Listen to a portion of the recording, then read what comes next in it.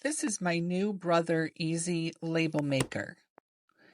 It's small, light, and compact, and it comes with a trial cartridge of label tape. You just open up the bag and you pop in 4 AAA batteries, and then the cartridge just pops right in also. You can program many different fonts on this, but we'll use the regular. And you just type in what you need. And when you're done, you press preview so you can see what it looks like.